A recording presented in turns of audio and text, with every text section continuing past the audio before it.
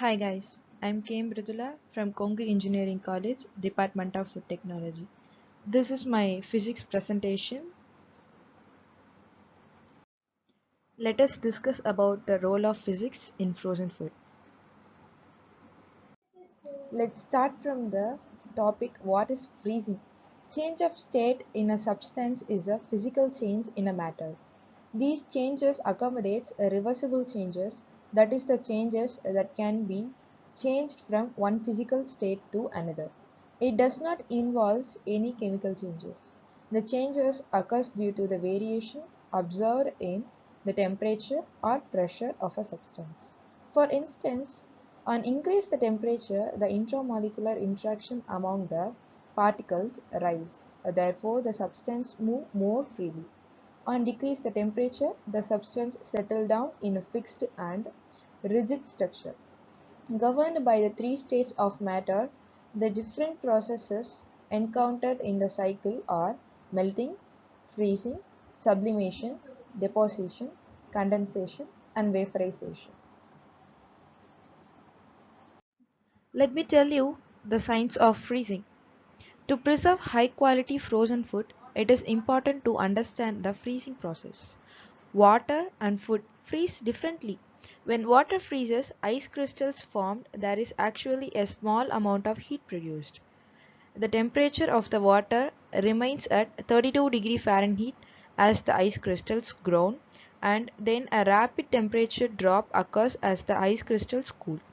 Because food are a complex mixtures of many substances, their freezing point is below the freezing point of water. A slow temperature drop occurs as ice crystals form within the food. The temperature then drops more quickly as the crystals cool inside the food. Each food will freeze differently based on things like the amount of water, sugar, muscle tissues, or air in the food. Rapid freezing improves the quality of the food. The faster food freezes, the smaller the crystal tau forms. Small crystals do less damage to the cell walls. Slow freezing produces large ice crystals that punch through cell membranes. As a result, when food with large ice crystal stops, there is a more dipping and loss of liquid.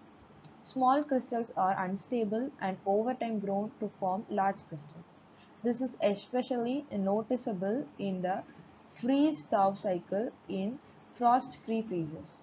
During the defrosting period, the food thaws slightly, allowing ice crystals to grow and rupture more cells. When they refresh, opening the freezer door also allows heat to enter the freezer and repeat the freeze-thaw cycle. A chest type freezer may be better in reducing heat loss from opening the door because warm air rises. So here is the some pictures of frozen vegetables which are we used in our daily life, like frozen strawberries, frozen bitter gourd, carrot, beans, soya, and so on.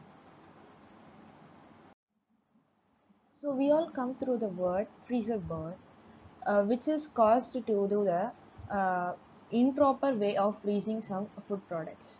Moisture loss or ice crystals evaporating from the surface area of a product produces freezer burns. Grainy brownish spots where the tissues become dry and tough. These areas often develop unpleasant flavors. Packaging designed specifically for freezing foods will prevent this freezer burns. So, store frozen fruits and vegetables at 0 degree Fahrenheit or lower. So, to maintain top quality, frozen fruit and vegetables should be stored at 0 Fahrenheit or lower. A freezer thermometer can help you determine the actual temperature of your freezer. If your freezer has a number of temperature settings such as from 1 to 9, check the manual to see what setting are you recommended for different uses. Storing frozen food at temperature higher than 0 Fahrenheit can shorten the shelf life of frozen food. Don't attempt to save energy in your home by raising the temperature of frozen food storage above 0 degree. Also, I like to tell some chemical changes during freezing. Fresh fruits and vegetables, when harvested, continue to undergo chemical changes that can cause spoilage and deterioration of the product. This is why these products should be frozen as soon as after harvested as possible and at their peak degree of ripeness. Fresh products contains chemical components called enzymes which cause the loss of color, loss of nutrients, flavor changes and color changes in frozen fruits and vegetables. These enzymes must be inactivated to prevent such reactions from taking place. Freezing of a product or a vegetable or a fruit not only changes its chemical properties, it also changes its texture. So, water makes up over 90% of the weight of most fruit and vegetables.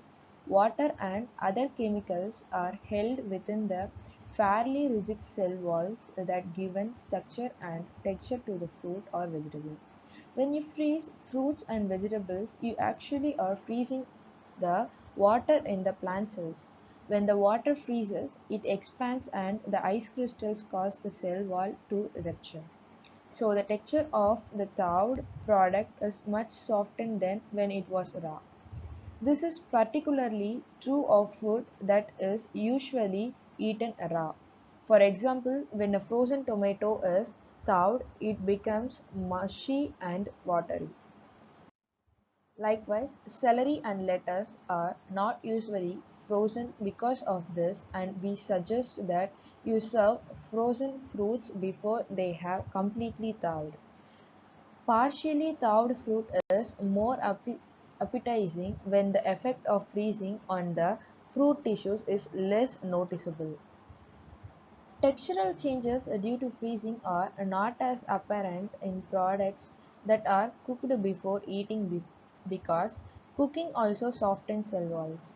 These changes are also less noticeable in high starch vegetables such as peas, corns, and lima beans.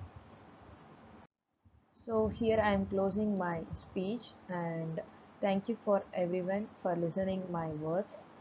This presentation was presented by K. Mridula from Food Tech Department. Thank you.